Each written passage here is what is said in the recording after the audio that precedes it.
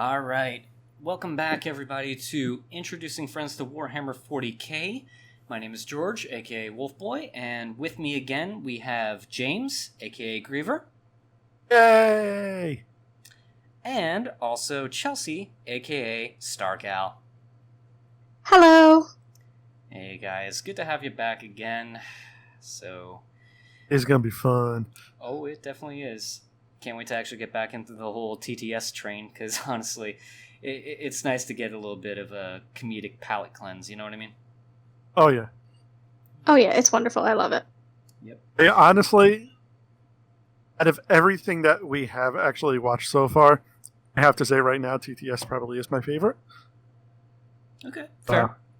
It is the most, newcomer friendly, I guess would be a way of looking at it. It's easier to appreciate material when people are not taking it too seriously. I mean, don't get me wrong, Hell's Reach is awesome. Astartes is awesome. It's just because it has a more fun feel to it, it makes, I don't know why, it makes me pay attention a little more. I think it's in like bite-sized pieces, and they're a little bit more comedic than otherwise, so it's easier to swallow. I think, yeah, that definitely is the narrative. And then I said it.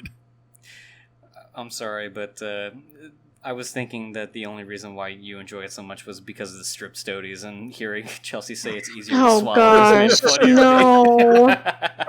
No. Damn, we just started I'm and you already sure won. they would be very flattered with that innuendo. But no. The fact that she just ignores it, that was beautiful. That was worth it. All right, well, No. okay, bringing it back, because I don't want us to go completely off rail here. Anyway. Well, not yet, yeah. I'm going to take this minute to thank the lovely patrons for this month. And the patrons for the month of September, starting from the Chorus of Howls tier, are Lex Beernet, Mechanicus Boy MJZ, Adrian, Honeyblade, Miguel Batican, and Ben. And for the joined pack tier, we have Pilar Nitarina, The Happy Uruk, Bailey Erickson, Miertoviec, and Mr. Breakfast. Thank you so much, guys, for continuing to support this channel through your contributions. It is extremely well appreciated.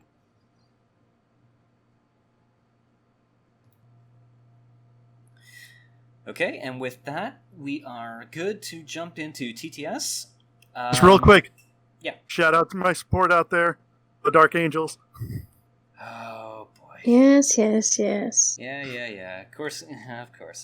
And this is completely just off the cuff of you saying that, right? It's not because Mr. Breakfast in particular had a certain comment that you enjoyed quite a bit at my expense? No, of course not. Yes. You play with your knights in your oh so shining armor with no blemishes at all. Although it was kind of funny, even I have to admit.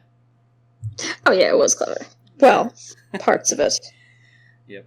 Well, welcome to the fold, Mr. Breakfast. Anyway, so going back, since it has been a while since we've gotten into TTS, the last episode that we were on was on episode 12. Since we've actually did have some time to watch it independently since, James, do you have any questions that you wanted to ask about the show so far, up until this point, or? Well, I do have one. Oh, okay.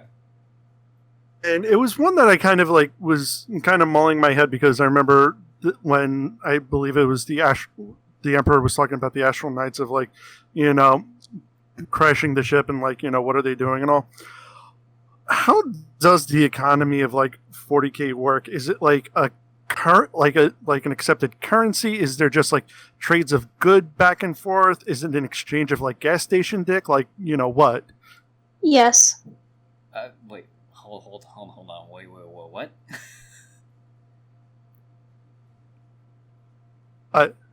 What do they use?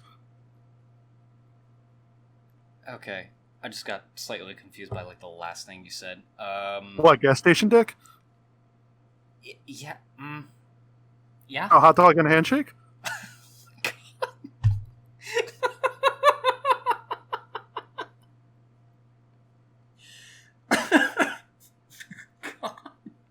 It's exactly what I thought you said. Okay. You're welcome, Andrew.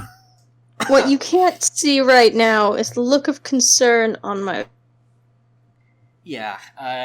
Okay. Well, reeling it back to some semblance of sanity.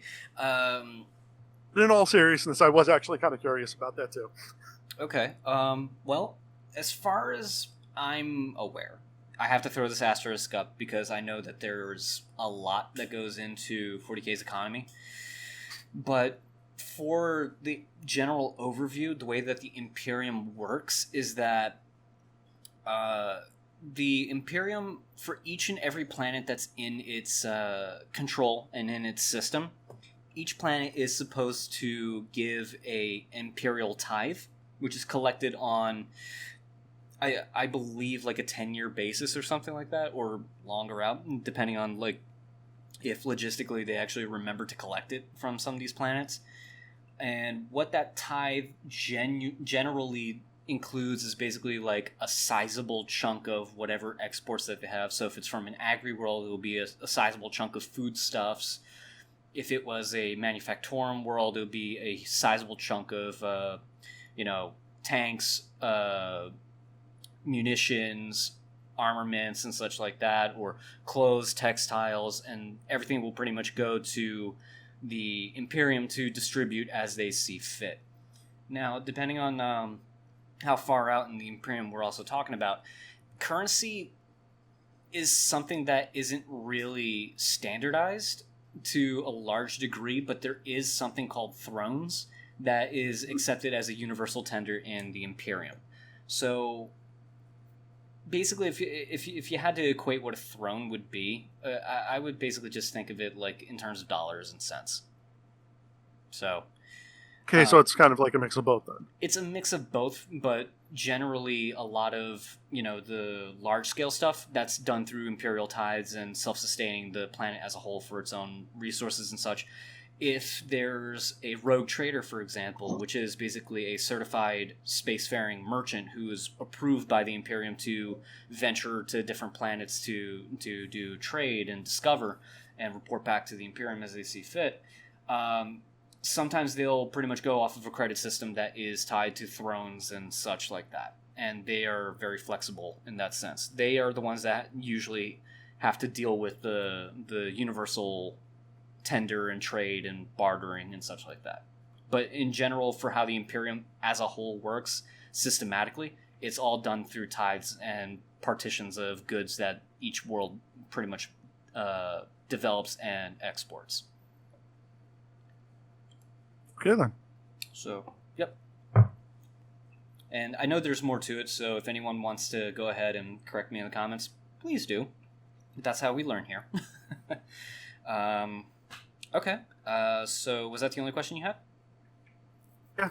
Okay. Chelsea, any questions from you? None that come to mind. Okay. Then I'm sure there's one or two right now, but she just doesn't want to ask them.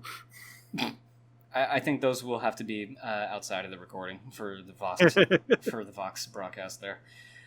Okay, so since that's the question portion over and done with, let's go ahead and jump into the next portion of If the Emperor Had a Text-to-Speech Device. So let me go ahead and play that. Oh, and just as a quick reminder, remember from the last episode, he was about to go into the good points of the Primarchs. Actually, before I tell you more about my sons, let's do some fun shit I just came up with. Find your left hand? Stop using your mouth to say stupid words, you giant moving pineapple. Don't worry, my lord. I can just use this lingua technis mouthpiece instead so I can talk in binary. What the shit? Stop that. I will rip out your fucking mucranoids. Anyway, this is my idea. You should go and send out a message all over the galaxy, asking everyone what questions they would want answered by me if I, the Emperor of Mankind, could answer them. Then tell them to send back the question to Terra so we can get a hold of it, read it, and laugh. Got it? Oh, okay, my lord. I'll get right to spreading the message. Yes, get to it now. This will surely be as entertaining as the time I accidentally teleported Angron up in my flagship when he was about to be killed in combat with his old gladiator people. Ha ha ha ha ha ha ha.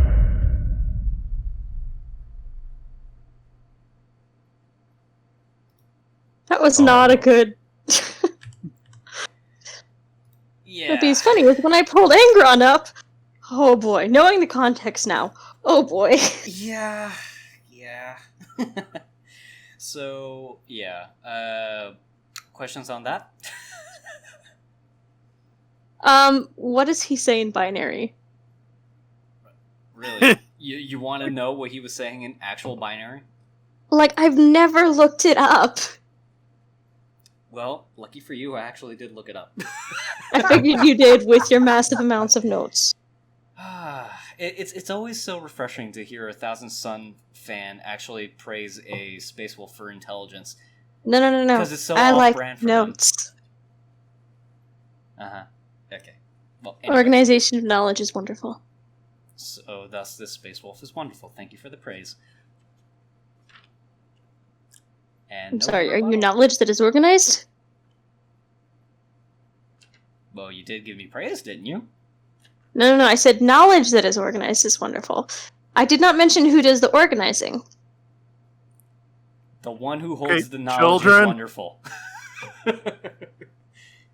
Anyway. Okay, children, focus. Okay, fine. Okay, so actually, so for the first section that Kitten was actually discussing in binary, let's see, for the first part... Actually, Let me get to the actual part here. Okay, so the first part where he just starts going into, like, that whole spiel that he's doing right there with the binary code, it translates to actually a spoiler that's coming up in an episode. Really? So this is something that I hesitate to actually tell James about in general at all. So I'm just going to go ahead and... anyone who's a fan of the show will know, but I'll cite when it actually happens. But for Chelsea's knowledge, I'm just going to text her for that. Yay.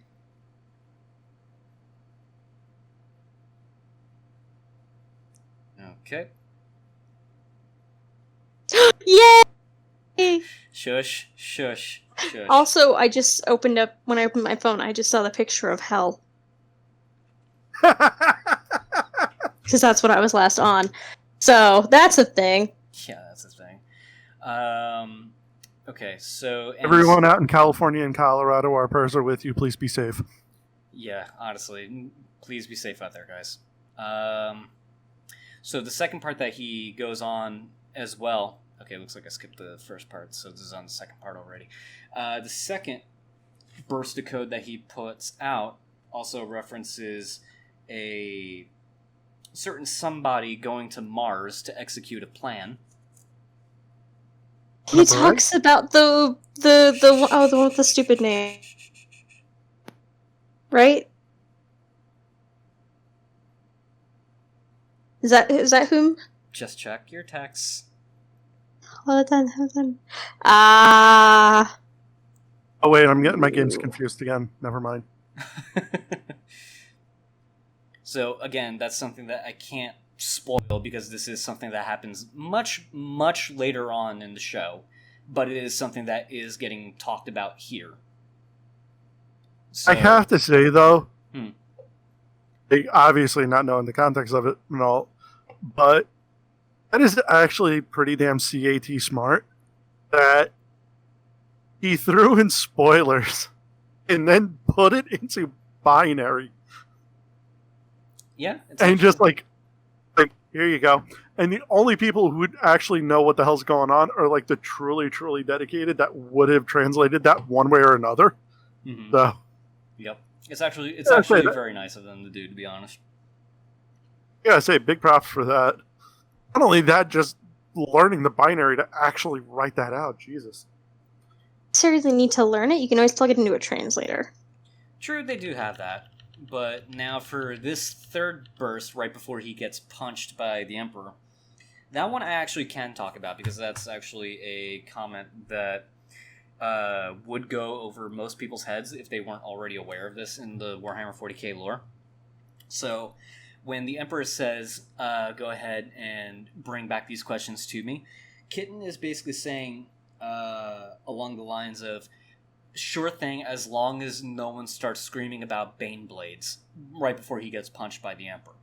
What that actually refers to is that there is an Imperial tank called a Bane Blade, and I call it a tank, but that's really not what, honestly, I would consider a tank, because a tank is pretty much just, M1 Abrams, which has like a 3 to 4 man complement crew and can send advanced munitions downrange.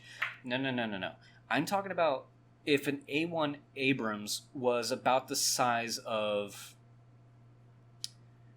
I want to say like maybe a quarter of a city block, and operated by 10 operators. That's how big of a tank that is. Now, what's important about that, and why this is actually a meme-worthy thing in Warhammer 40k, in the Dawn of War game, there is a character that goes by the name of Diomedes of the Blood Ravens, and the soundbite that plays when the Bane Blade reaches the field is, "It is the Bane Blade!" And it pretty much became like a meme for the Warhammer 40k community, because he just hams it up like crazy when he screams it. So that's what Kitten was basically making a reference to, and he's basically saying, as long as the forum is not just filled to the brim with just memes, sounds good to me. Alright, that's also a clever way to ask for please. Again, if somebody took the time to look at it. Yeah. So that answers the binary part. Any other question? Yeah, I thought this was supposed to be the next episode. I thought about having a little bit of fun, because this is technically in the canon of the show. Oh, okay. So. Yeah. And there are, like, Q&A episodes within the show, within the timeline, kind of have to do with the canon of the show. Yeah. And it's something to just engage with the audience as a way. And it's kind of nice that they threw it in for the show's sake. I think they're really clever. They are. Okay, so let's see. I think the only other thing that's worth mentioning in this episode... okay, so going into the lore deep dive here, the binary mouthpiece that Kitten is using to actually communicate in binary, that actually is a canon thing for the Mechanicus specifically. Because some of the implants that they do actually removes their vocal cords and replaces it with a vox, a voice box that simulates the sound of a voice for them. So the more and more android-like they become, the less and less human they have. They don't have that piece. But some of them just use this type of implant to translate only in binary, because they don't want anything that they're saying to be heard by mortal ears and relay classified information outside of the Mechanicus circles. So that's one way that they do that, and because of the denseness of the binary code and how fast it gets burst out between one Mechanicus to the next, it's next to impossible for anyone outside of the Mechanicus themselves to actually know what the hell they're talking about. But there's also the fact that, to keep, classified information outside of, anyone's ears, this is also a way for higher-ups to relay an order without anyone else knowing what the order actually is. So this can basically relegate tasks to specific individuals, and let's say, this one guy wants to send a Skitari out to basically flank and outmaneuver an enemy and catch the leader off guard, knowing that his main force is going to get captured by the enemy, but they won't expect that Skitarii. He already got that order through the binary, and no one under torture or anything like that, even if it was possible to get that information from Skitarii, they would not know at all about that one order that was sent to that one Skitarii for that one specific task. Huh. So that's the tactical use of this binary mouthpiece. The only other thing to touch on would be the reference to Angron being teleported away. Yeah. So Angry boy. yeah, this is one of those moments where it's like really, really sad. So Angron is the demon Primarch that becomes the avatar of Khorne. So in other words, the murder rage guy. Before he was ever discovered by the Emperor, he was actually enslaved and made to fight in gladiatorial pit arenas, and he had the butcher's nails installed into his head against his will to basically make him overly aggressive, and he basically suffered. And he eventually was able to lead a slave revolt, much in the line of Spartacus, where basically he got all the gladiators together, got them weapons, they revolted, and it came to a point where the main forces came in to wipe them out. And just before Angron and his gladiatorial brethren were basically wiped out, the Emperor shows up and he just whisks Angron off the surface of the planet into the ship, while the rest of his people basically got slaughtered en masse. And Angron saw that happen. So yeah, it's actually much sadder than that, and that defined the relationship between Angron and the Emperor, since Angron forever resented the Emperor for doing that, because honestly Angron was just suffering with the butcher's nails in his head, and all those people that he respected and cherished basically dying, and he was not permitted to die beside them in honorable combat like he wanted. And yeah, that set, right from the meeting with the Emperor, that set the precedent in his mind to betray the Emperor and the Imperium later down the line with the Horus Heresy. So, Yep. now the fact It's just that one. Yeah. I was gonna say this is just one exhibit of why 90% of the Primarchs needed therapy. Yeah. So that's a little bit of a somber note to end on.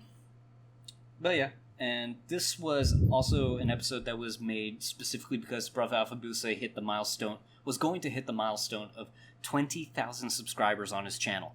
This was 6 years ago. Ow. Yep. So, yeah, that's everything that we needed to hear about that. Okay, so I guess we are good to go into the next episode. So that's one sheet of notes down. All right, you guys ready? Mm-hmm. Yes. All right, let's go in. I am the Emperor. For millennia have I stridden across life, carefully watching as the seed of what is to come has risen from its earthly barrows into the starlit sky. This seed, known as mankind, I have existed along from the time of my birth. I let the seed grow, I nurtured it, did my best to have it remain healthy and secure. But as it kept on growing, I could not keep up.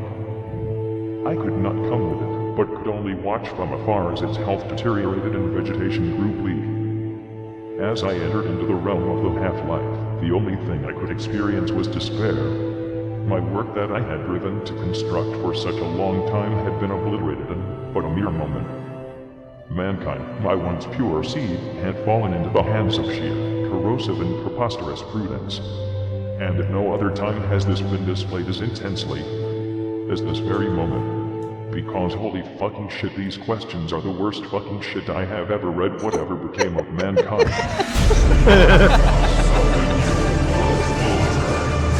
Incredibly, they have fallen.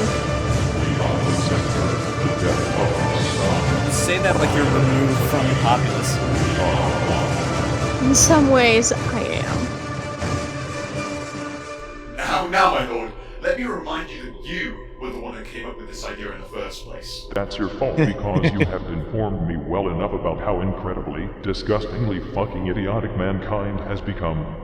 I mean, I just thought you were a special case. Now, this makes me so sad. Maybe you just misread or something. I mean, these questions couldn't have been that bad. Besides, what, we supposed to make fun of them? Here, let me read some to you. Fuck it, go ahead. Let me plow through these one more time before I actually pass out and fall off this fucking chair. Right, let's see. This message is from one apt to deny we. Some poor local thing. He says...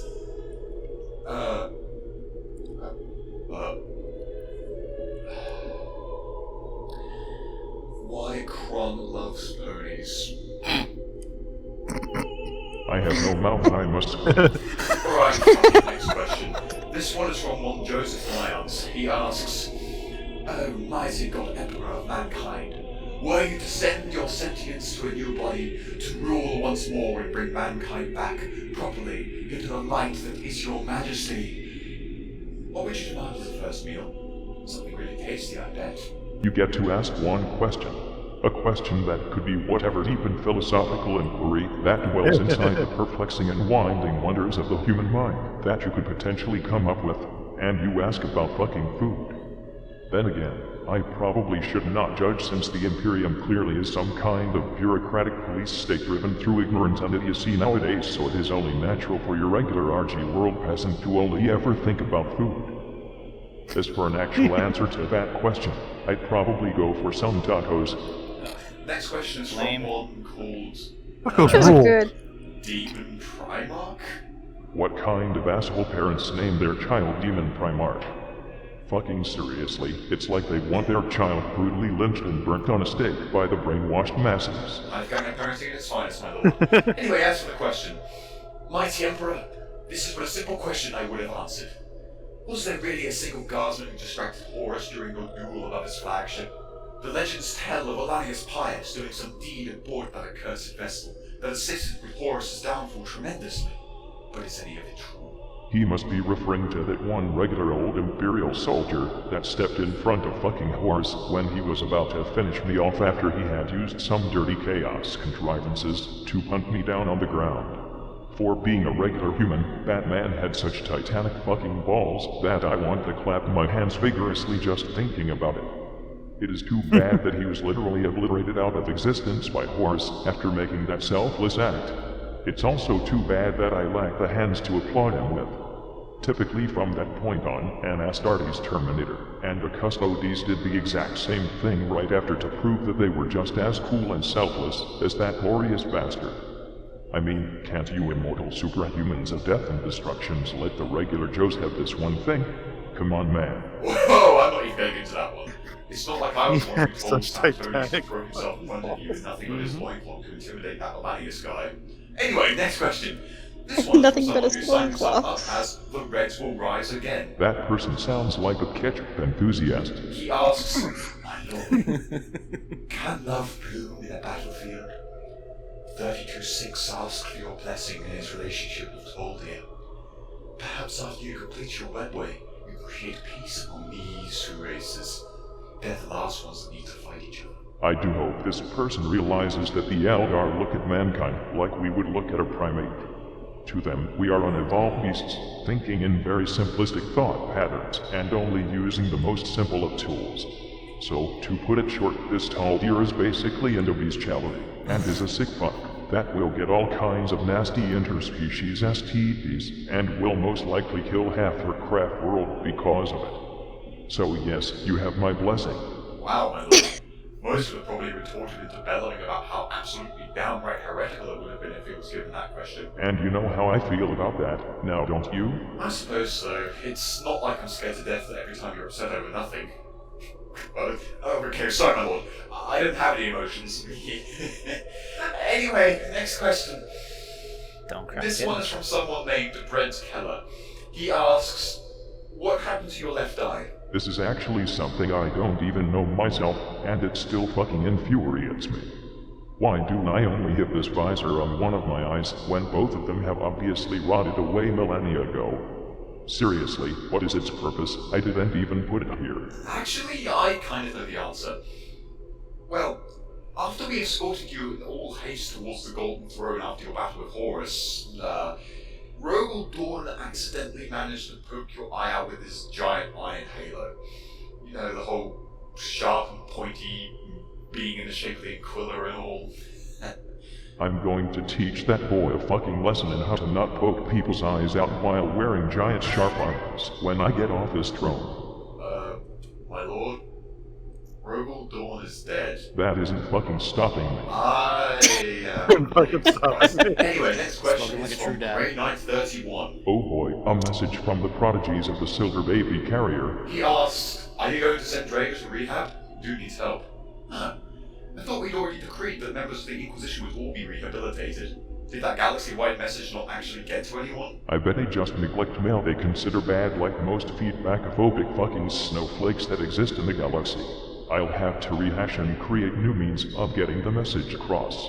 One which cannot be negated by inquisitorial spam filters. Moving on. Next up are a couple of questions sent from some warriors that are on their way to a planet known as Arcona, apparently. The first one is from Mark Hilario.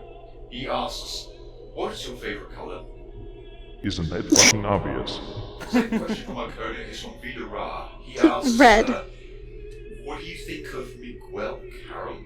I approve of him and his team, and he should continue to do what he is doing, because he's doing an excellent job. I'm sorry, my lord, I think I'm out of the loop. Who's Miguel Caron? This is 4th degree warp realm fuckery. None of your concern. Okay, right. Next question is from a chaplain known as Valerius. A chaplain, you say? Good. I assign chaplains to hold Marines in line, and be as staunch and serious about their duties as possible. I have high expectations for this question. He asks, why can't we all just be friends and stop fighting? How did this happen to me? I made my mistakes. Got nowhere to run. The night goes on as I'm fading away. I'm sick of this life. I just wanna scream. How did this happen to me? That's the best reaction ever. It Next really question is. Dear Emperor, can you still poop? I fucking Yes.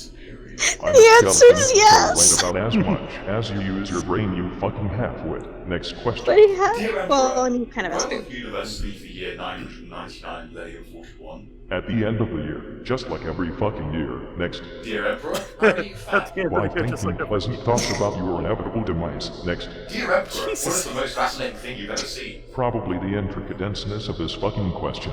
Next. Dear Emperor, have you ever gotten laid? More times than my the gosh. entire fucking population of your planet, you rattling penetrator. Next. Dear Emperor, Oh, was it wow. family love that stopped you from striking down Horus, or did you have sexually confused feelings for him? I am deeply disgusted by you and I hope you explode. In fact. Oh shoot! Okay, next. My lord, it's starting to sound like you're actually answering these questions now. I mean, no one's listening in, right? No, but in case someone is, I hope they feel fucking awful right about now. Of course, nobody Nope, could be I'm listening. It's entertained. Imperial Palace. Nobody could ever get in here. Okay, well, moving on then. Alright, slightly better question, I think. This one is from Lord Commissar Wolf, who says, O glorious Emperor, please share thy wisdom with your most loyal of servants. Is there such a thing as enough dagger? While I applaud Zeno's turn, everyone seems to be talking about and about how there will never be enough of it. What say you, my Emperor? At the point in time when bullets can pass through the interdimensional walls, when firepower takes up the entirety and eternity of space and time, all being stuck in a never-ending life and death cycle as bullets recover and destroy their bodies in quick succession. No one able to think about anything but the sheer force of the bullets rapidly flying literally everywhere in the materium, turning the warp itself into nothing but a sea of semi-automatic weaponry. Then there will be enough Deca, or at least almost. What is dagger anyhow? You are good for rapid firepower and multi-laser masturbation. I didn't want want to know that. The last The one. next question is from pretty much everyone. Seriously, there is a giant mountain of messages dedicated to just this one question. And it kind of disturbs me that so many have made it. Dear Emperor, what is your opinion on the Tau? Never heard of them. I figured as much. So what are they? Well, there's some minuscule Xenos race located on the eastern fringe of the galaxy. They're even less of a threat to us than the Dark Eldar, so it's not really worth talking about. Why would so many people send in messages about a minuscule Xeno race located on the eastern fringe of the galaxy if they aren't even a threat? I've heard it's because despite being a small species, the Tau males are really overcompensating with their high-tech weaponry, and the Tau females have a tendency to lust for greater goods. I'm sorry, what? I've heard it's because despite being such a small species, they have the most rapidly advanced... I love the technology in rant that galaxy. ensues. They have really, really big scary guns. But you can usually snap one and it'll fall over really quickly. That's what I thought, I think. We'll talk more about this later. Still got more stupid questions to answer. Yes, indeed. Like this one from Suika Ibuki. Probably from one of those fucking Tau planets. Who asks, since your body can no longer function properly, how about mounting the golden throne inside the Dreadnought or a Titan so you can kick ass again? Don't you think that if I actually had that choice I would have made it already? I think you're not taking into account that the entirety of Terra will be swallowed by a giant warp rift, and everyone will fucking die if either I or the Golden Throne would leave this place. That makes it not worth it, but only barely. Now, next up, Only is Fresh barely. Someone who entitles himself as the Fresh Sorcerer. What a fucking nerd. He says, Jeez. "Hey shitboot, want me and my brother to read you terrible shitty fan Wait. pics I did at Brave? Wait, isn't that- Centurion? This guy had always been a dream of his, and this is the year I promised to be nice to him. Actually, alright, fuck it, I'm the motherfucking Emperor. Send out some Terran escorts to wherever the fuck those guys are, and pick them up so they can be converted into my personal bedtime story readers if they are so insistent on doing it. My Centurion hasn't been able to sleep that well for the last couple of days anyway. I feel this is a perfect opportunity to continue my plans with the reformation of the Imperium by making some people actually become useful. That sounds like an excellent idea, my lord. I'll prepare the shackles when we're done. Now, next up is a question from someone called Dr. White. He asks where his fire support is. Up his fucking nostrils. Next. Alright. This one is from someone apparently known as Johann Gasmask. He asks, seeing as science clearly dictates that diversity is the most efficient way for life to exist, why are you trying to exterminate all other life except humanity? I am not trying to exterminate all other life, but rather keep it under some form of control. Xenos are often vile and untrustworthy, as they are out to maximize their own idea of peace and happiness in the galaxy for their own separate species in their own individual ways. The human idea of peace and happiness is to have the galaxy taken over so life can thrive without wars, poverty, nor petty hatred, all living in a bright and tranquil future as was mankind's birthright. Compare that to the Eldar who want to take over, so they can engage in fuckloads of raw, unfiltered, hedonistic super orgies again without getting into trouble. Or the Necrons who want to take over for the purpose of sucking the souls out of all living things and going back to sleep again. Or the Orcs who just want to fight forever and make nothing of their lives. And let's not even get into those fucking Tyranids who just want to eat the whole galaxy, and then move on to the next. And just to let you know, my lord, the tower kind of... Why was I never told about the I would Eldar be in that okay way? with Xeno races living in harmony Because with it us wasn't if they born didn't have such fucked up goals in mind for We our don't talk galaxy. about the Eldar. But without Xeno I life could have influenced exterminated a couple or of under decisions. regulation, this is not an No. efficient way for human lives to exist. I'm vetoing as this. I will everyone gets kick stabbed, you sliced off of and the chopped, ship. And numbed to death. Ooh, I love it when things make Really, sense. what ship is that? Anyway, next we have Lunar Templar. I wonder if I can break the sensor if I say it or Unfucking not. the current state of the Imperium, which I figured would be a given. What's the first thing you would do where you would suddenly be restored to your former glory and rise to the Golden Throne? Well, I have a pretty big to-do list, but as a start, I would do these things in this exact order. First, scratch my everything. Second, roll around on the floor and spasm violently. Third, take a shower. Fourth, punch Yeah, everyone in the take a face. And shower. fifth, tell everyone to never ever ask stupid fucking questions again. Alright, next question. This will be the last one. I need to take a break and let my agony stabilize for a moment. That's fair enough, my lord. Even I feel dirty after this. Ugh. Anyway, this last one was from someone called Magmos. Dear Almighty God Emperor of Mankind, if you wanted people to stop believing you're a god, why the heck did you run about worn a golden armor, wield a fiery sword, emit a glow pretty much all the time, and have other things of that nature? Seriously, man, you're kind of sending out some mixed signals there, you have to admit. Look, just because I want to wear ornate gold armor, wield a fiery sword, emit a glow pretty much all the time, and other things of that nature doesn't mean I want to be looked upon as a god.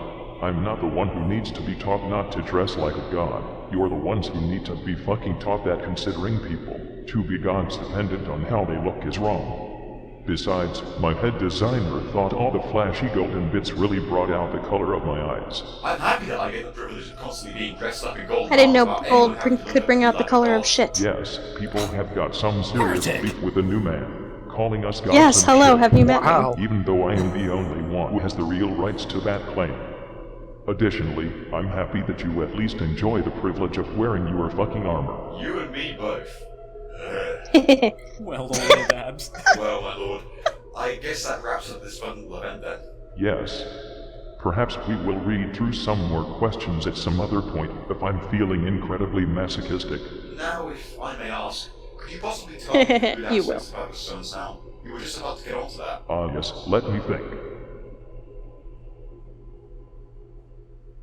Greetings, brothers! Alpha Busa here. Thanks for watching. It has now been a year since the first episode's release, and through these past 12 months, it has become the biggest thing I have ever made, which I am incredibly happy for. In addition, I've reached 20,000 subscribers, which is just fantastic. I just want to give you all a big spine-breaking fucking power hug, seriously. Now, I'd like to make some shoutouts to people I think deserve your recognition, if you do not mind. First off, I'd like to dedicate this video to two friends of mine, which are Elephas and Erndil, who were both born on this very day. Which, come to think of it, makes me feel kinda bad, because instead of making a birthday video for them, I decided to upload the first episode of text-to-speech device last year. Anyway, I've known Erndil since early 2011, late 2012, somewhere around there. He is an incredibly dedicated person who has helped me with countless of tasks throughout these years. A very helpful guy, and you should totally go and commission him for some creepy paint pictures because he goes unchallenged in that field. In this series, he voiced the Grand Provost Marshal, and hopefully he'll help me with some more voice work in the future. So he's the voice Then of we got Judge Simpson. Elephas. Oh my god! The only My favorite. person ever who I will actually consider worthy of carrying the name of an already established character in the 40k universe. I'm sorry, everyone else. I want to shine an especially bright skin-burning UV spotlight on his chaotic face because he needs more recognition. He has been around since the birth of the Alpha Legion, but he has mostly kept in the shadows, providing the occasional picture and video, which has always been fantastic. He has helped me a lot through the years, has always been friendly and accepting of people, always got a fun and real sense of humor, which I love, and yeah, that doesn't sound a lot like Elephas, does it? But you don't know! He could be the best waffle-pangling Belgani who's born here to take the galaxy just as well. It's not like the Blood Ravens provided much information other than he's a bald guy with a changing voice. Anyhow, he has never really gotten the recognition that he deserves, just like Carl. I made a video before, but since I was going to release this video today anyhow, I thought I'd just as well give this massive shout out to Elephas. I would like you guys to go to his DeviantArt account, because he uploads a lot of really nice 40k stuff, artwork frequently, and he gets better and better every time he does it, and you should go and check him out. You can also check out his YouTube channel. He makes He stuff also similar waffles. to mine, and he has done so for Hey, a what? very He also long waffles. time. I don't really remember right now, but Hey. he's done it for a very long time, and it's just great to see him evolve in that field as well. And he's also working on a game for you guys. So go and check him out. Fucking do it. So yeah, thank you guys for watching again. I love you. You better remember that. Bye bye. We love you, Alpha Busa. That was awesome. Yeah. Okay, so that was loaded. I'm not joking when I say this. That was actually pretty loaded for mostly what sounded like a whole lot of shit posting. But first things first, as always. Got any questions?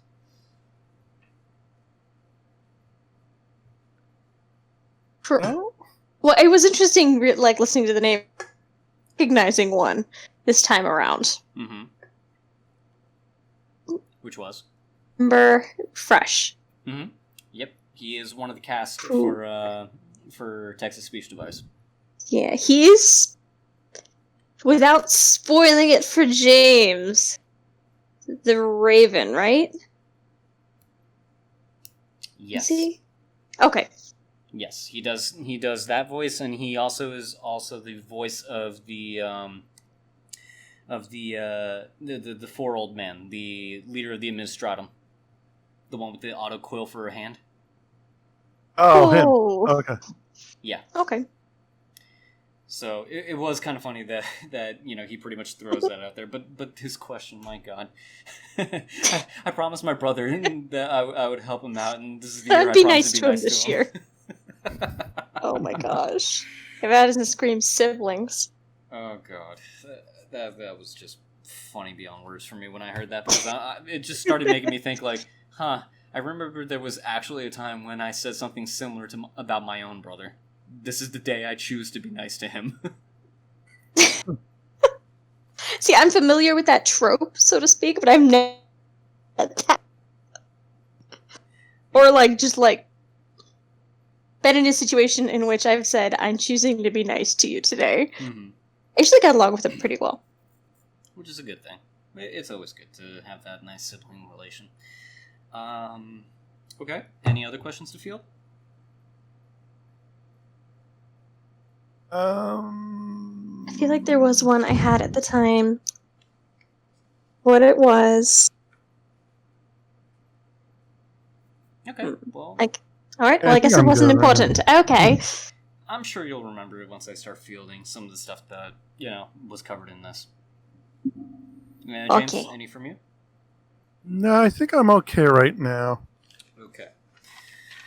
Alright, so I just... found why your hatred of the Tau burns so bright. Shush you. No His spoilers. rant about the Tau is so...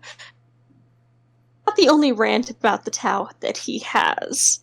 True, but shush. No spoilers. You're being bad right now. I apologize. Good. Kind of. I, Let me join the Eldar.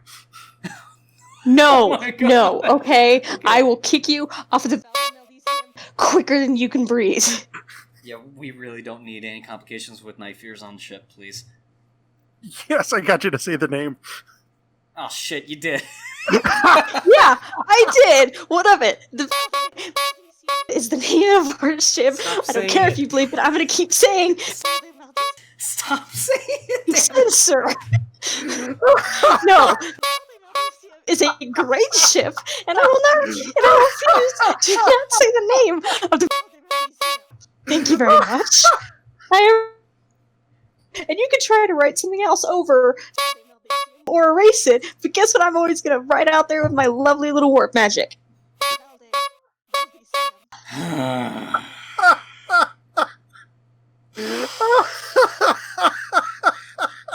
I sincerely apologize to all of your ears right now.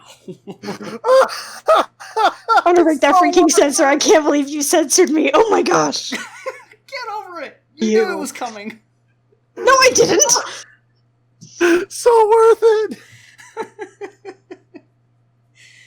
it. How dare you?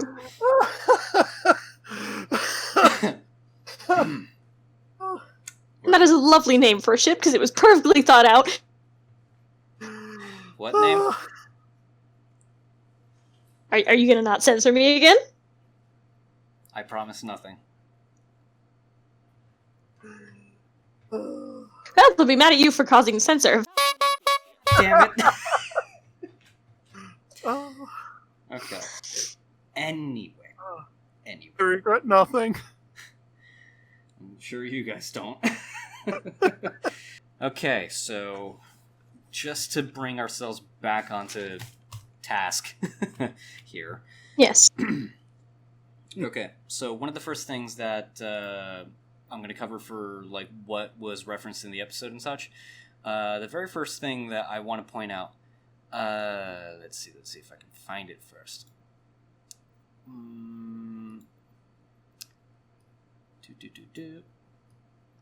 This is going to be fun to edit. There we go. Okay, why Korn loves ponies. I'm going to tell you right now, that has absolutely nothing to do with 40k. This is literally just someone shitposting for the sake of shitposting and making fun of bronies in this case, as far as I can tell. Well, what? there actually is an interesting thing about picked up from some data site. I don't remember. Anywho, so Korn is the god of war and would you say hatred? Hatred, It's no. survival of the fittest. Huh? Hatred, no. Survival of the fittest, yes. So Violence and bloodshed, yeah. violence, bloodshed. Okay, yeah. Ponies are flat out evil. Really? They're aggressive and mean compared to horses. Huh. I never knew that. That's actually... So, that could just be somebody making a joke, saying, why does Korn like ponies? Is it because they're mean little things? Yes, it is because they're mean. Wait, how long ago did this come out? This came out September 15th, 2014.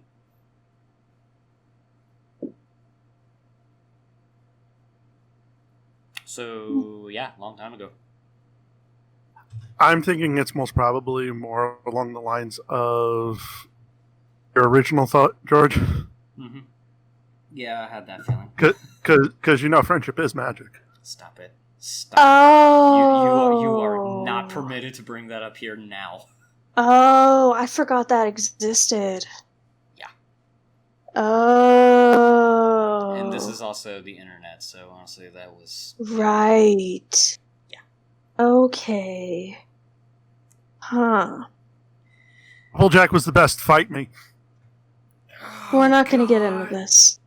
I refuse to get into this.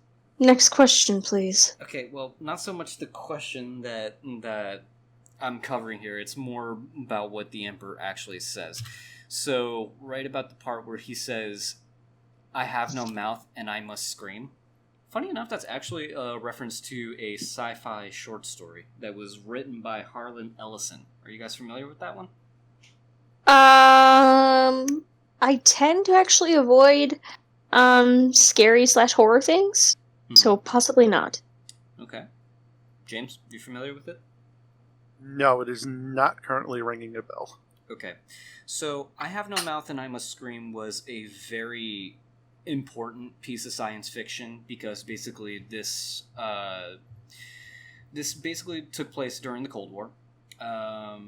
When Harlan Ellison came out with it, it was basically a warning to pretty much all nations of the world at this point because the Cold War was at its max between the United States, Soviet Union, and China.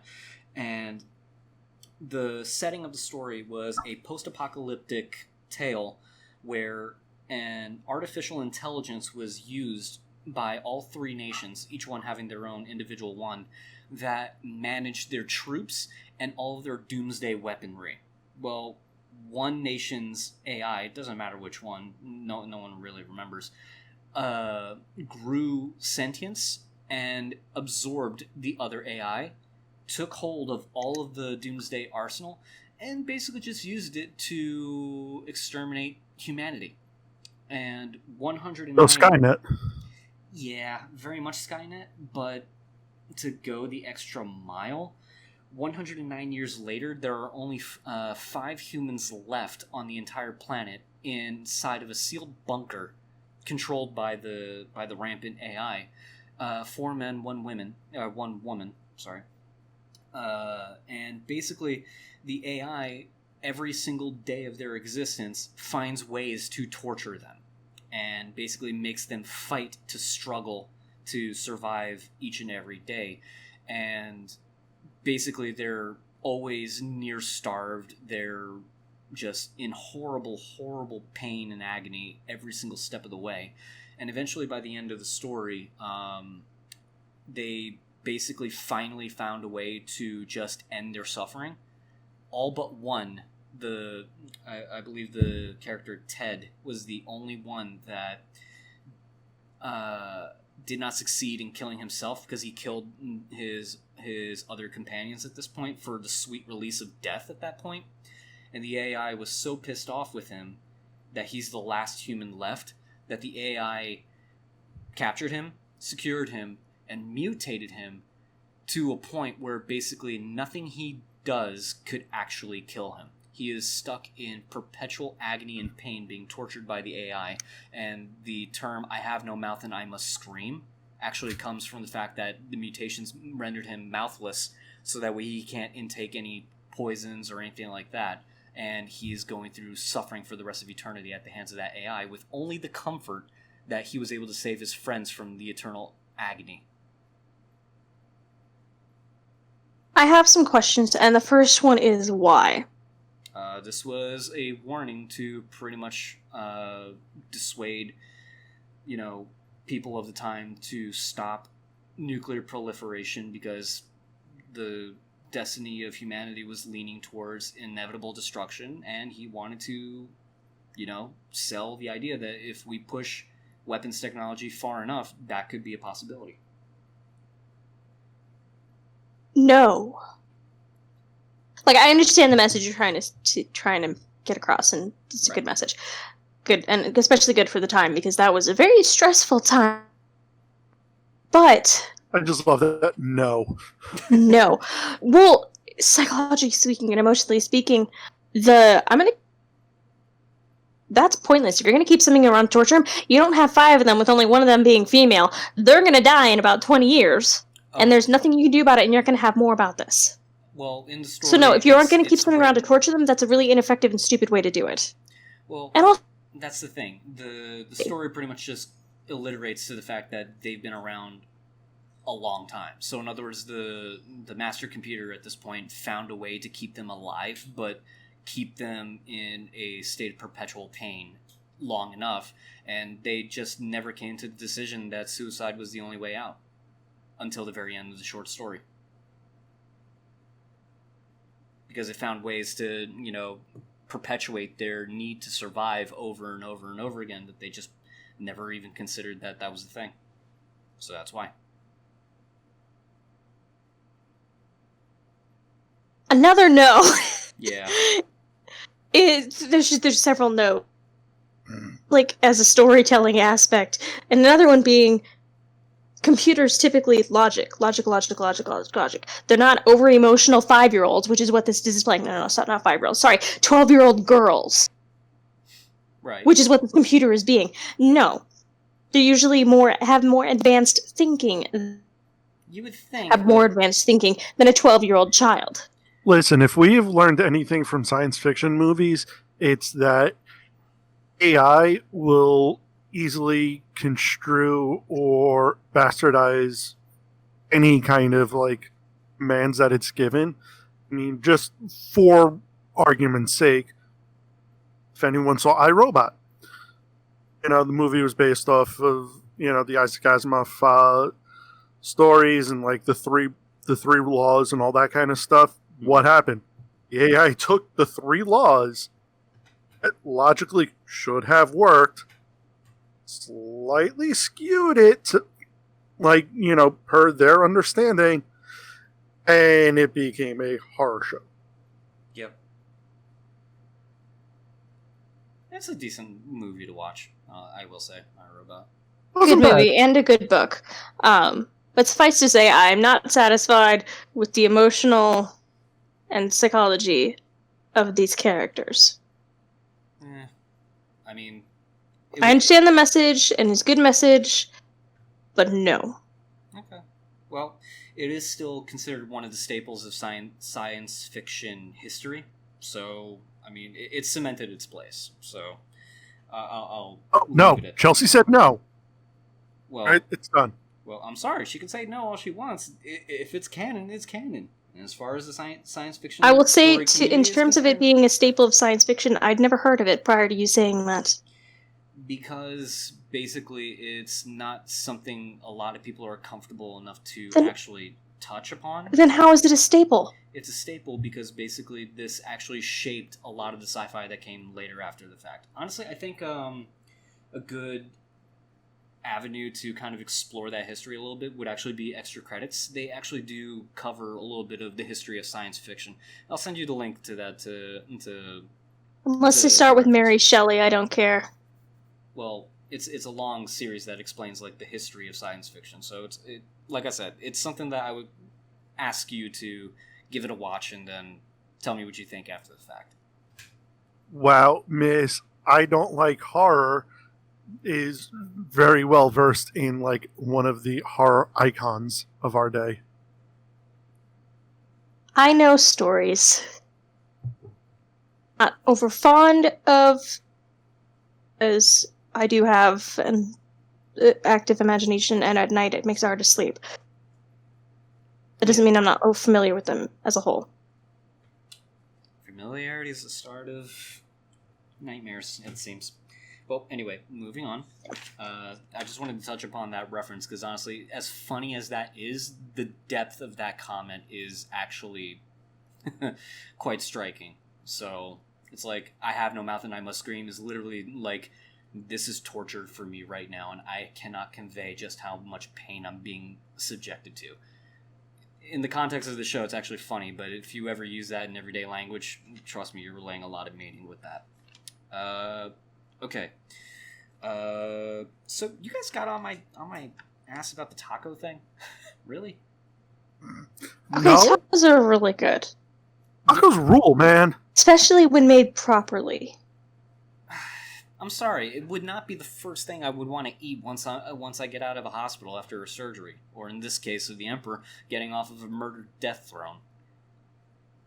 Hey, I was just out of the hospital. And the if first place I went, probably fast food, because they wouldn't let you to have that in the hospital. I know where I would go, and I would go get enchiladas from Costa Vida. Okay. What were you about to say, James? I was going to say was, if the man likes tacos, the first thing he would want to get would be tacos. Or, you know. Okay. Alright. To each their own. Okay. Oh, so the only other... Well, I say that there's a little more to touch on here, but the reference to Olinus Pius, the guardsman that saved the Emperor's life, I believe it was... Yeah, here we go. Almighty Emperor, this is a simple question I have to answer. A single guardsman who distracted Horus during your duel aboard the flagship. Okay, so I tried to do a little bit of digging on this guy. In the circles of the guardsmen, okay, he is basically the patron saint of the guard. Okay, so he is essentially idealized as the ultimate mortal guardsman that has ever existed in service of the Imperium, to the point that guardsmen use his imagery and his icon as, you know, part of their battle banners and such like that. Then there's also the Order of Olinus Pius as the highest honor that an Imperial Guard could actually achieve for his own merit. They mentioned Star of Terra in this. I'm not entirely sure about the decorum for military, so I'm sure someone will actually mention that in the comics comment section about that, so I would appreciate that. Now, as for the actual person of Olinus Pius, the only other character that comes close to that description would be a guardsman called Olinus Person. And the weird Person is in... Well, Person as in Persson. Okay. And what happened was he is basically a perpetual as well. So, like Emps and Malkador, he is basically one of the humans that have been around for a stupid long time. They are essentially the walking immortals. This guy, Olinus Person, despite being a perpetual, he decided pretty much just to live a very, very simple life, but he had participated in military service multiple times. He's cited to have fought as an Argonaut in ancient Greece, fought in the Napoleonic War, the Siege of Verdun, World War I, and the Battle of 73 Easting in the Gulf War. So he's been around to see a lot of the conflicts that shook the world. And when asked about his age, he said that he doesn't know off the top of his head. He estimates that he would have been around for about 45,000 years. So that would put him... Oh, it's a long time. Yeah, that would actually put him predating the earliest estimate of the Emperor's lifespan by 7,000 years. So... take with that with a grain of salt, though, because honestly, in terms of how true that is, I don't know. Maybe there's a book or story that can cite this better. I'm just going by the preliminary research that I have here. But by the 31st millennium, he was going by the name of Pious Old Person, because basically everyone was aware that he was just a very stout and semi-religious person, at least in their view. But the thing is, in the 31st millennium, religion was looked down upon because, it was basically looked at as ancient superstitions, and it was something that a lot of people would basically be subjected to re-education in a sense. But after he served for the Guard, he was able to retire in the Imperial Army. He retired to a section of Ultramar on the planet of Calth, and he was given 20 hectares of land for him to pretty much just be a farmer. He done his service. He's got, his own stuff. Well, what happened was on Calth, he chose that space because it's far out from Segmentum Solar. So in other words, he's far away from any of the people who will bother him. And he was also in the Ultramar system, which was being run by Reboot Gilliman, and Gilliman was more focused on other things, so persecution for his faith would not, come down hard on him. And I think the religion that he practiced was Catholic, but that would be a 40K modernization of Catholicism, if I were to throw that out there. Then what happened was, basically after 18 years of living on this farm, the Battle of Calth kicked off, and that was the start of one of the major battles that started the Horus Heresy, where the Word Bearers attacked the Ultramarines. Oh dear. Yeah, think Death of Hope. Like no. in the Traders, when the Word Bearers were turning on the Ultramarines just pretty much out of nowhere, and they're like, "Brother, what have you done?" Think around that time, and he was on Calth, which was one of the first planets in Ultramar to have been hit hardest. Oh dear. So what happened was he got involved again, and I don't remember what battle he participated in particular, but apparently he actually did fight against Horus at one point. So that's actually kind of ballsy onto itself. And then I just had a vivid image of just people, Astartes, fighting around his farm, and he's out there hacking them in half, yelling, "Get off my lawn!" I mean, honestly, that would be cool, but as far as, I'm just picturing Clint Eastwood now in ultramarine armor.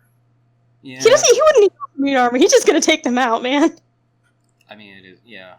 But that's the thing. Alinus Pius, Alinus Person, he was just a normal guy. Aside from the fact that he was an immortal, he did not possess psychic abilities like the Emperor or Malkador. He was just an immortal guy. So if you think about it, think of it as he was 40K's version of Logan from the X-Men, aka the Wolverine, for those who don't know. Wolverine sure didn't live that friggin' long. No. But that's the thing. He eventually took part of several operations and eventually found himself on Terra as part of the final battle.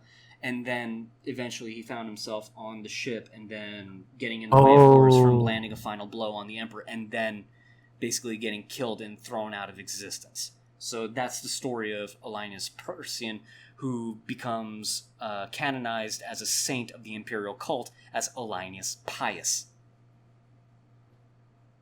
I was going to say, I just thought of a better example of that. Okay. Do either one of you watch Doctor Who? Yes. Yes. Okay. I don't remember the character's name offhand, but it was the one that Macy Williams played when Peter Me. Capaldi was Doctor. Me. Yes. When she kind of got like the whole Time Lord resurrection thing, and then it was just she could never die or age or whatever, and she just basically lived to basically see the end of all existence. Mm-hmm. So it just It's so freaking miserable. Yeah. so, I mean, that's kind of sad to think about, and that would be the fate of a perpetual. Yeah. Yeah. it was even like weirder because like the way they kind of like, I guess you can say, kind of fixed it in the way so that it was something. It was something that she always knew what she was. Mm-hmm. She kept having to like make these journals because after so many years, she would like wind up forgetting all of her past lives. It was like she like remembers reading the story about like when she kind of first got created. Mm-hmm. She can't remember it at all. Like she recognizes the Doctor but doesn't know him. Because she's lived she for has- so long, the first-hand account doesn't stay in her mind anymore because it's so old. Yeah. Oh, that's... Ow. That would also be miserable. Yeah. That sounds like Alzheimer's, which is things about Alzheimer's is not the day-to-day. It's the moments when you realize that you're forgetting something.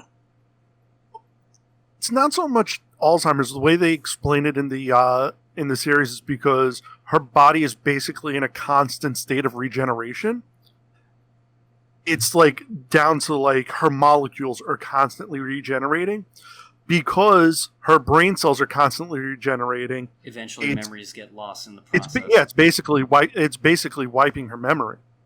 So it's not so much that it's happening because of the age; it's because of the lack of aging and like the constant regeneration. That's what's causing it. I always thought that was a neat little thing, and it just kind of reminded me on it. Wow, we are getting seriously off track on this.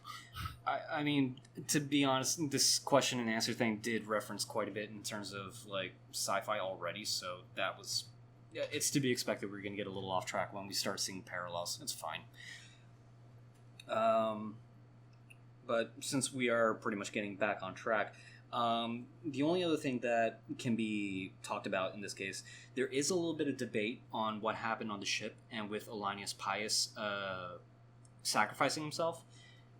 Basically, there are some scholars in the Imperium that debate he ever existed, and it was more likely an Astartes, and then later a Custodes that went and sacrificed himself at that point. But it's never really been directly referenced as like a true retcon, or if he was just one of multiple people that sacrificed themselves in the heat of the moment to save the Emperor. This is one of those things that I'm going to have to really, really, really read the Horus Heresy books to see if they do cover that moment, so that way, we know what the actual canon is in this case, but we'll have to see. But Kitten actually references, it's not like I told Santodes to go ahead and do the same thing just in his loincloth to eat the bullet in this case. That comment pretty much would put Kitten on the ship when that happened, and basically infer that one of the Custodes ended up doing that because Kitten may have suggested that in that moment. Like, he really didn't like the guy, so he told him to do it. I'm just throwing that out there because it sounds like a very funny thing, because he's so dismissive of the name Santodes after the fact. And yes, Chelsea, What? Santodes. Santodes. Honestly, when I first heard it, I thought it was more of a Throwaway. didn't do it. Well, I didn't say that he should do it. Like when mom is mad at you for your brother. I don't know. Drawing all over the walls. Let's just Right. use that as an example. Mhm. And you're just like, well, I didn't tell him to do it. You didn't tell him not to do it. You didn't suggest he do it. It's just, well, I didn't do it. I didn't say that he should do that. Yeah. Why are you Why are you mad at me? I didn't do this. Mm-hmm. Well, yeah, honestly, I could see that parallel as well. Okay. Okay, so going on to like another part of the question or whatever. So, the part where they talk about my lord can love bloom on the battlefield, and 52-6 asks for your blessing in his relationship with Taldir the Eldar. Okay, I'm going to go ahead and say this right now. This is not referring to anything that is quote Wait, unquote did you canon. say 52-6? I look at that Roman numeral and I say, I see 52-6. I heard 32-6. I'm not sure what the proper is for the Roman numeral. All I know is that I heard, and I believe. Because I'm looking at that now, wouldn't that be...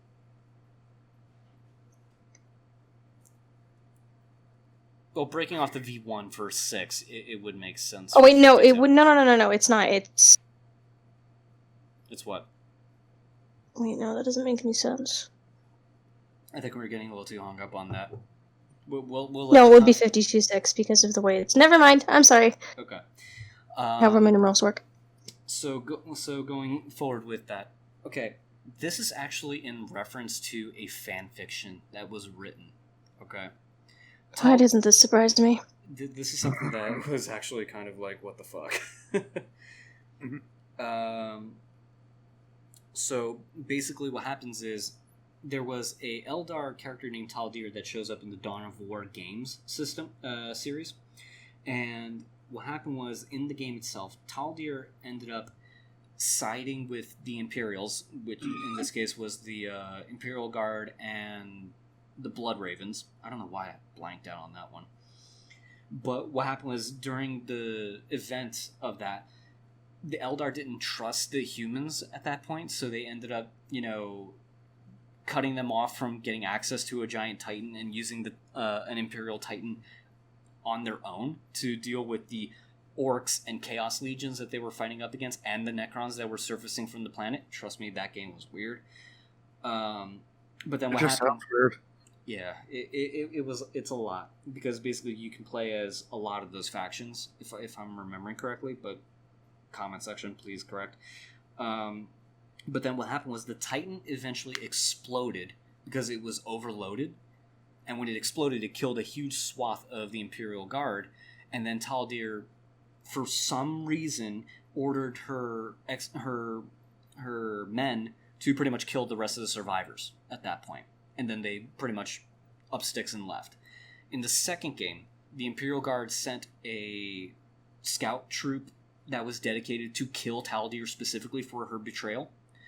And then in the events of the second game, she ends up getting killed by I believe, one of the Blood Ravens, and her soul gets trapped inside of a Spirit Stone, which is what they use to not get eaten by Slaanesh.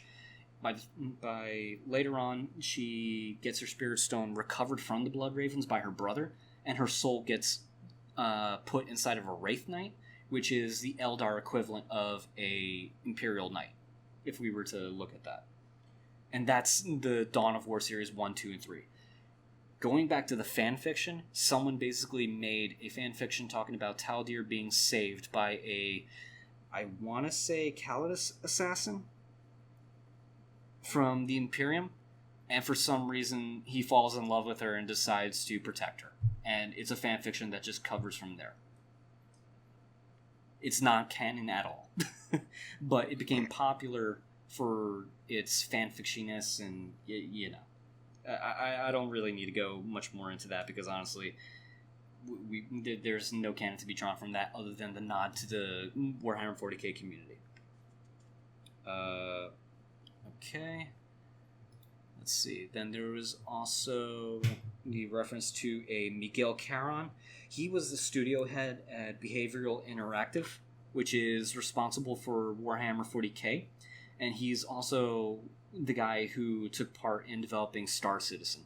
at the time of this video, he was doing Warhammer 40k Eternal Crusade, which was the online MMO for Warhammer 40k. I gotta tell you, it was panned in terms of reviews, but some people enjoyed it because, Warhammer 40k MMO, you can imagine how crazy that would go. Oh, very. And then chaplains that he referenced to pretty much keep everyone in line. Just think Grimaldus, because that's what Grimaldus is. Oh, okay. And then Fresh saying that he would have his brother come and read fan fictions to the Emperor because he wanted to be nice to him. That could also be another jab at Love Can Bloom, which is the Eldar fanfiction I was just mentioning earlier. And and the comment about the Emperor looking like a god but not wanting to be treated like a god. I mean, come on. What kind of interpretation do you really want to have on that? Yeah. And then the last part where Rafa Afabusa was talking about Eliphas, actually, and this is something that we're probably going to touch on very soon. Eliphas actually created a separate series that actually does tie into TTS called Behemoth. So we are definitely going to be checking out Eliphas's channel to cover that at some point in the near future. Just giving you a heads up. Okay. Okay. So that Hey, covers... the more you know. Yeah. G.I. Joe. Darn it, I hated that you got me into that. Wait, what? James, tell her. Oh, no, I said the more you know, referencing the NBC thing. What you were thinking of is, and knowing is half the battle. I know. Okay, I screwed it up. But still, the notion... The other half is just pure violence. So. Yeah. All right. So I guess that covers the question and answer portion of if the Emperor had a text-to-speech device. So I think this would be a good part to end it on for now, guys. So I just want to thank you guys for coming out to watch this. Thank you, James and Chelsea, for joining me in venturing through the insanity of the Warhammer 40k community. Ooh, this was fun. It's so much fun. Yep. And can't wait to see you guys in the next one. Actually, I've just had an idea. No. You don't know what it is yet. No, it's coming from chaos. No. Well, it is a little bit of chaos, but it's a fun kind of chaos. Kind of like being a bunch of children, some flour and pantyhose. Yes, that's a real game. Flower? No, it's not. You're making that up. I'm not making it up. Well, technically I did this in college. But you just put some flour in some pantyhose, and then you stick one leg inside the other, and then you hit each other with it. Because it's just flour and it leaves a mark. Anywho. Uh-huh. Okay. This was just a question and answer thing, and it was really fun. And they got some really ridiculous questions, and it was total chaos, and I love it. What if we did that? Wait. Okay, you're suggesting that we do this. Yes.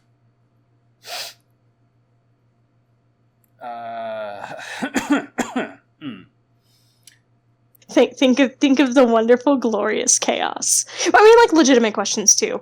But, like, we could just do, like, a little question and answer. Why not? I'm kind of hoping for more legit questions, but... I mean, yeah, no, honestly, I'm hoping for more legit questions, too. Okay, well, sure. Fine. I don't see the harm. I mean, it can't be any more bonkers than what the Emperor went through just now, so... Honestly, it can't be. You up for it? And your fans are really nice, so... You realize you have just challenged the community, right? No, but let's be honest. What we've seen of the community, they're really nice. And to be honest, yeah. Alright. Sure, the community has been pretty good to us, so... Alright, then I'm gonna open up those floodgates. Okay, so anyone listening to this, feel free to field some questions when I put up a video announcing the actual collection. So, alright, keep an ear out, check your subscription feed, and catch you guys later. Bye-bye.